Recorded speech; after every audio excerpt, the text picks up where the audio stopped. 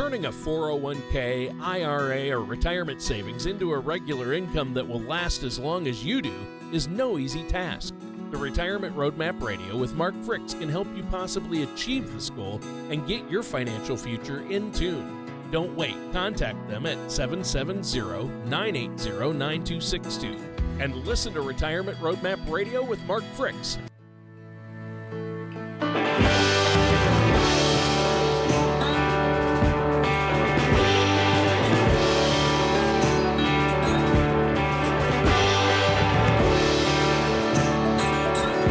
This is Retirement Roadmap Radio with Mark Fricks of MasterPlan Retirement Consultants. Listen in as we address your retirement concerns and provide insight to help put you on the path to achieving your retirement goals.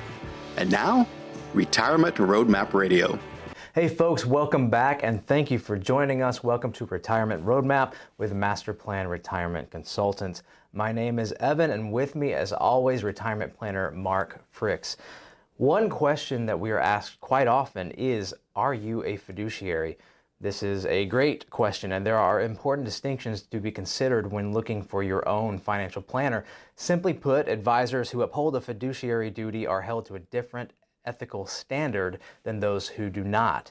A financial standard of care of sorts. It calls on the advisor to act in a client's best interest. The same as attorneys and medical doctors follow, this code calls on the financial advisor to fully disclose all conflicts of interest, including whether or not one recommendation pays a higher commission than another that is virtually the same. The advisor is required to make sure any conflicts that do exist do not affect the advice given. Mark, do you remember when you first became a fiduciary and why you made that distinction? Well, actually, very early in my career, I very quickly became a fiduciary, but I also held the suitability license. So I held them both at the same time. This was back in the late 90s, early 2000s. That was the way the firm worked where I worked. And I never really thought about the fact that what decisions am I making that are suitable versus what decisions am I making fiduciary. And so when we started this firm 14 years ago, we made the very distinct decision of we're going to wear one hat only. There's no confusion. People know what we're doing, how we're doing it, full disclosure. Yeah, that's great. You mentioned suitability. Can you explain that standard a little bit versus a fiduciary? Yeah, so it's a very distinct standard from a couple of things. Number one is it's actually a license you hold. They're different. There's one license that's suitability, and there's one that is fiduciary. So the suitability is, hey, this is a decent investment for you. It may not be the very best one. I'll give you an example. There are firms out there, and I will not name any names, but a client or a new prospect brings in a statement. I'll turn it upside down, and I'll say, based on who this firm is, let me tell you what's probably in your portfolio. And I usually come pretty close because I know which broker-dealer, brokerage houses, or whatever investment firms that are working under the standard of suitability, they typically have selling agreements with certain fund families, okay, whoever that may be. What does that mean? It means they make a little bit more money for selling those. Okay, so if somebody comes in from that particular firm, I'll say, okay, you probably hold 60% of this fund and 40% of this kind of fund. And I'm usually pretty close because again, and you know, that bugs me. That's why I was so glad when we started this firm that we decided to go strictly fiduciary, because there should not be anything to do with how much money somebody makes as far as a decision on what's best for them and their retirement future. Yeah, and just to reiterate, investment experts who follow the fiduciary standard are required to put their client's interest ahead of their own.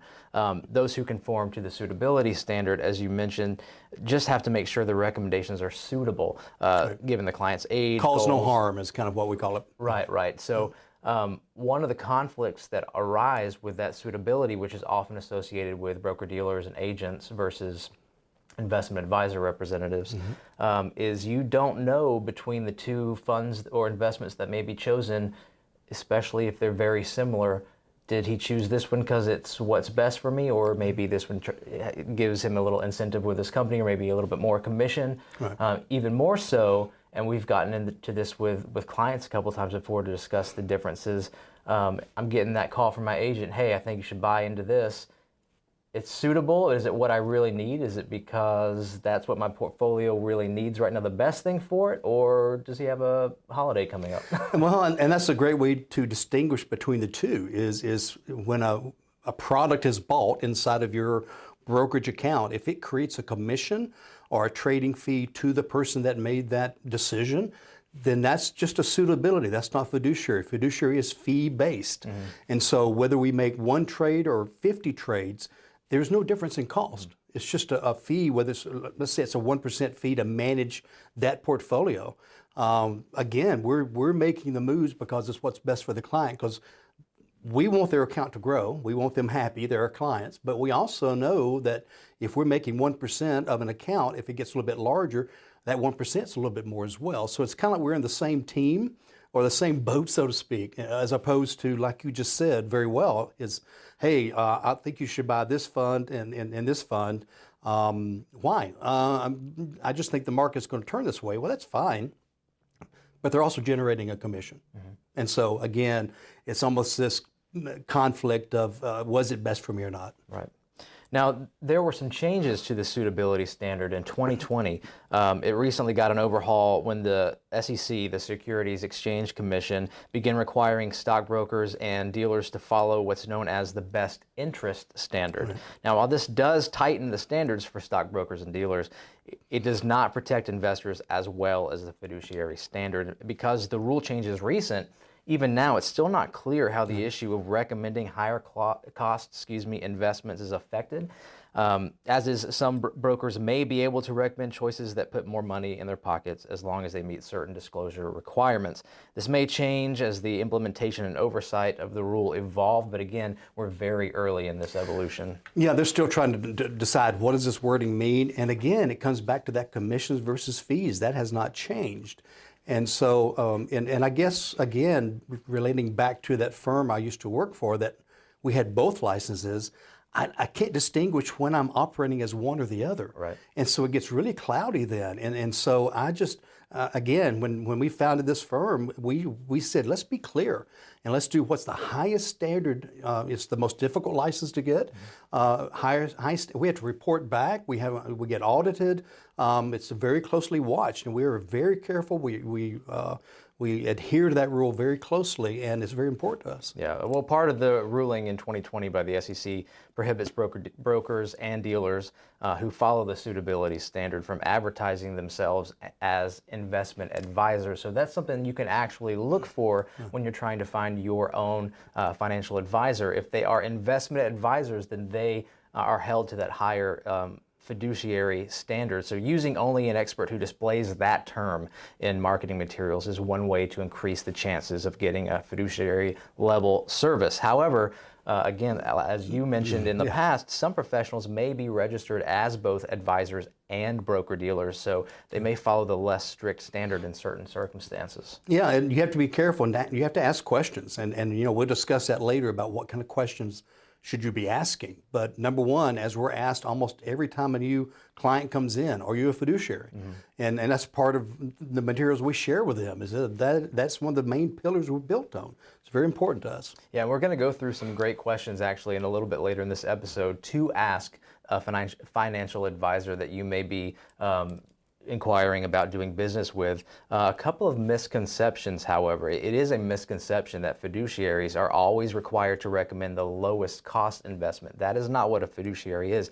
In reality, fiduciaries are only obligated to recommend investments that are in the client's best interest while clearly communicating any terms of the investment.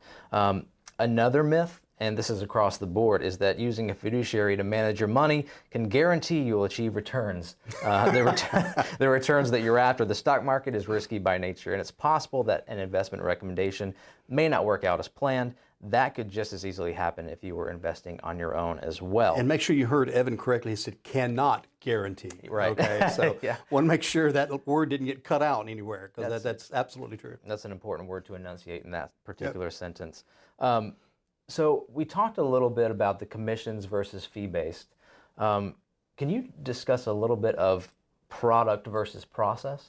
Yeah, I can. So this is, again, a very important part of what we do. But if you're, if you're selling a product, which would be a mutual fund, an ETF, whatever you might make a commission on or a trading fee on, then that is a product. It's just like, hey, I'm gonna go buy this, or I'm gonna be sold that, or whatever.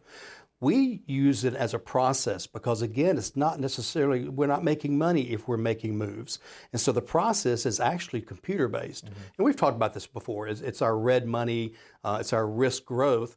But because we're using over 100 years of the stock market built into these computer programs, then we are looking at trying to look ahead of the market as opposed to what did good last year. Mm-hmm. I mean, I can research Home Depot or Coke forever and say, hey, they had a great year last year. That doesn't mean what they're doing today. And so what these algorithms are trying to tell us is where the trends are and where the sectors are going and what, where the economy from a stock market standpoint may be going. Again, it's not guaranteed at all, please, but many times it gives a little bit better return with a little bit less risk. And that's what we're always looking out for our clients. And because it is not selling something, it's making trades on a fee basis. It's more of a process, and so we've heard this before. Over 70% of all trades are now done by computer, and so if you're still dealing with somebody that calls you up and says, "Hey, I want to buy this and sell that," and then you call them back a day later, and then finally the trade gets done, you've probably missed your boat on that particular one because you got 10,000 computers around the country already made that trade and has already changed the price, and so it's a very much, as we like to say, money travels as fast as information. How fast does information travel? Mm-hmm. Nanoseconds. Okay, so these again are kind of driving the front of the marketplace.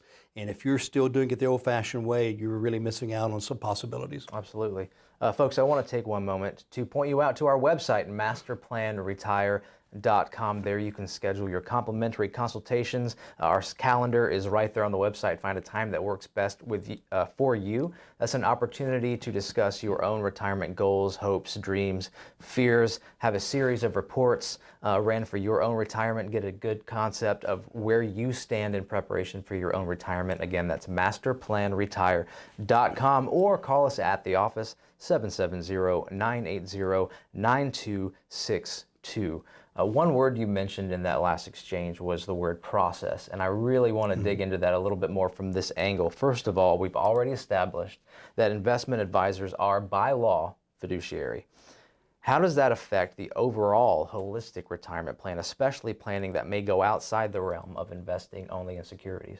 Yeah, so being holistic retirement planners is a lot different than somebody on the corner, again, just managing money. Mm-hmm. And so by tying in the fiduciary aspect of what we do, which is, as you know, we typically work with people 50, 55 and older that are really beginning to look at retirement, okay? So you've got to treat your money differently. And so the investing side, from a fiduciary standpoint, again, we're trying to take a little bit of the risk out. We may be using 3 or 4 portfolios with different, measures of risk, because we don't want it all real risky, but we also know we need some growth as well. And then if we're doing the computer management of these, and by the way, we use outside money managers. You and I don't have time to be sitting in front of a computer 8 hours a day. It's a full-time job in itself. It would be a full-time, and I certainly don't have that kind of education to do that. But these money managers are using these computer-driven processes to make these changes to, again, make sure that, number one, the account grows because it's good for who? The money manager, and the client. But then you tie that back around into all of these other aspects, 8, 10, 12 different areas that we want to look at, again, trying to do what's best for the client. So what's best for the client? Well, what about reducing taxes in retirement? You think that's best for a client? I think it's great for retirement.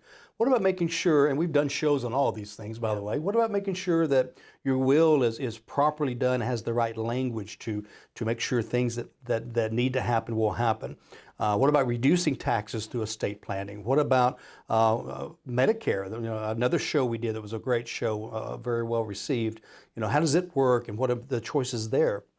We try to help our clients make the best choice with that from a consulting standpoint. Not, hey, I've got this Medicare product that I really want to sell you because I'm going to make a lot of money. No, what's best for your situation? And so it touches everything we do. And again, I could walk through 10, 12 different areas, but everything we do is what's best for the client, which is, not only what we do, but also it draws more people to us because their friends tell their friends. And so we're getting so much of our business now from referrals that, hey, they've done what we've asked, they've done what's best for us, but they've done it holistically and looking at every piece of our lives for retirement. Yeah. And just on a personal note, while the fiduciary license really is just the security side of an entire retirement plan, it really does carry over for us personally and culturally in our business. We look at the entire process of what is best for this person in their individual situation, and we hold that very, very seriously. And I don't know how it couldn't carry over to everything. I don't know how you couldn't take, okay, I'm going to do what's best for you when it comes to investments and making money, but then I can't turn around and say, yeah, but I'm going to ignore the taxes, or I'm going to ignore your, you've got a will, it's 20 years old, it's probably fine. It almost permeates the way we do things, and it almost can't be helped. So that's why I love the way we do things. I love what we do. I love the basis of being a fiduciary. It's just the way we operate both personally and professionally. Right.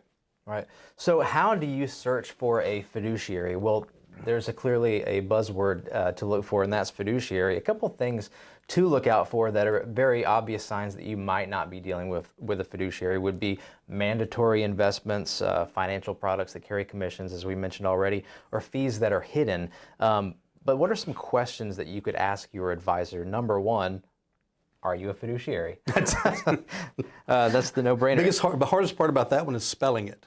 Yeah, that's exactly. the one thing I have a problem with. Exactly, and that should be a pretty quick yes or no answer. If there's any stammering or workarounds, or well, let's discuss what that means. Or it depends, or that's not a good answer. That might be a red flag. But what services do you offer? Mm-hmm. Yeah, again, a great question. And if they start talking from an investing standpoint, what's some of the words they're using. But also, again, it doesn't necessarily mean you're a fiduciary if you're holistic, but I certainly think it almost becomes a necessity in my mind. How can you do what's best for somebody if all you're doing is looking at the money side of their life, especially if they're nearing retirement? Do you think it matters when to turn on Social Security? Do you want to maximize it? How does it work with a spouse? How's your income going to work in retirement? That's an important aspect. You're walking away from a paycheck when you retire. You got to replace that paycheck. And most people can't do that with just Social Security. So where's that other income coming from? Most pensions have gone away. So, how do we create income, not just through an investment, but through some type of a guaranteed measure? So what's best for the client from that aspect as well? So it's just so many pieces that come together to make it, just the right way to do business. Mm-hmm. And another distinction that should be made, we are discussing fiduciary and we're throwing a lot of terms around, different terms, but the term financial advisor is also a tricky term. I was going to mention that earlier when you were talking about investment advisors. There are folks out there that I've met that are basically insurance agents that sell car and auto, but also have a license to sell mutual funds that are calling themselves financial planners. Mm-hmm. And I'm like, why don't we do something about that? That is so far away from what's really happening. But you're right, so many of the terms are loose. I'm glad that investment advisor representative or investment advisor is specific to being a fiduciary. I don't know that that's not misused sometimes, sure. But hopefully, the folks with that license. But again, if they've got that other license, the suitability license, or standard of care or right standard, again, you got a mixed bag there, and I'm not sure what side of the fence you're sitting on when you're talking to me in this particular meeting. Another great thing to inquire from an advisor is what is your investing philosophy? Right. Again, what are you trying to accomplish with your investing? Again, I believe what's best for the client is the computer algorithms, using that to maximize the efficiency of these portfolios. But maybe, if their investment philosophy is, I'm going to try to use dividends to create income, well, that's not guaranteed. And dividends tend to fall away as the stock market gets hit or the economy gets hit. So again, like you said, what is your investment philosophy? but also your overall investment, overall philosophy as well when it comes to the holistic planning approach. And are they holistic? Right. I think that's important too. Do you want to go to 5 different professionals to get something when you've got one firm that can come together and make sure all of it gets accomplished? Yeah. Another great question to look into: what are your qualifications as an advisor? That could be anything from education to any designations, and by far experience. How many years have you been in the field?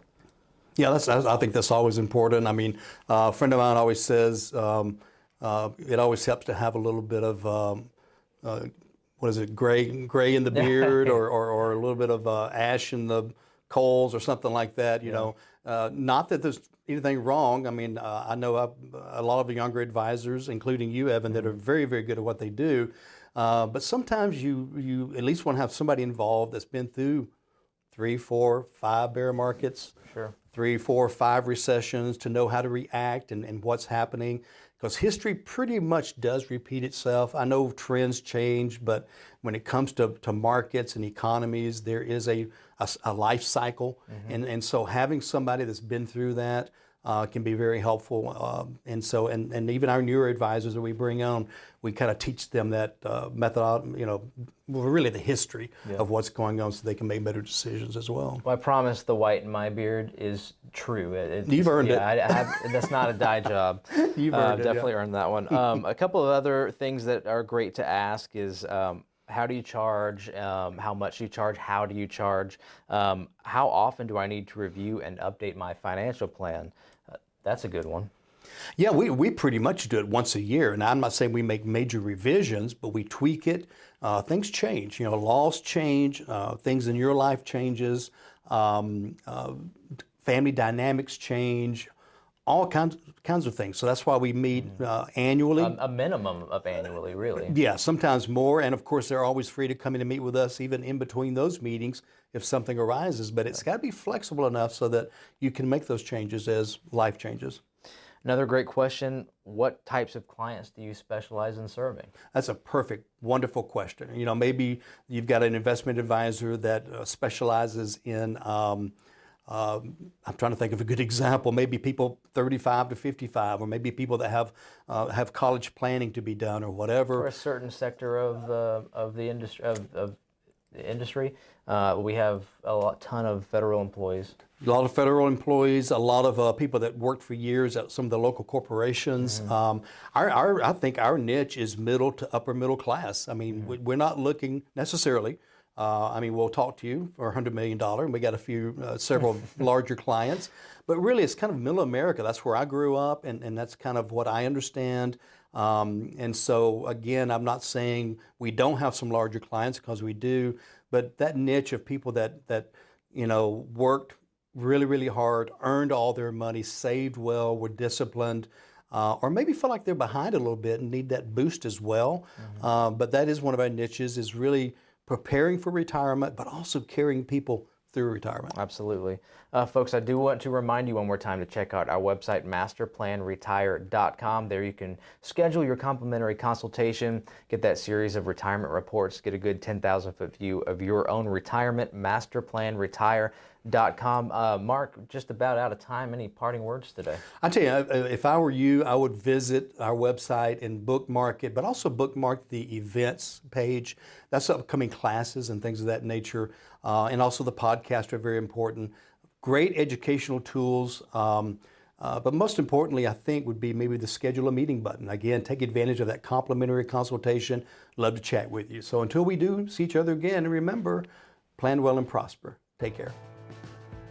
This was Retirement Roadmap Radio with Mark Fricks of MasterPlan Retirement Consultants. To schedule a complimentary consultation, go to MasterPlanRetire.com or call 770-980-9262. Thanks for listening, and remember, plan well and prosper. Turning a 401k, IRA, or retirement savings into a regular income that will last as long as you do is no easy task. The Retirement Roadmap Radio with Mark Fricks can help you possibly achieve this goal and get your financial future in tune. Don't wait. Contact them at 770-980-9262. and listen to Retirement Roadmap Radio with Mark Fricks. All matters discussed during the show are for informational purposes only. Each individual situation may vary, and the opinions expressed here may not apply to everyone. Materials presented are believed to be from reliable sources, and no representations can be made as to its accuracy. All ideas and information should be discussed in detail with one of our qualified representatives prior to implementation. Advisory services offered through MasterPlan Retirement Consultants, a registered investment advisor in the state of Georgia. Mark Fricks and MasterPlan Retirement Consultants are not affiliated with or endorsed by the Social Security Administration or any other government agency.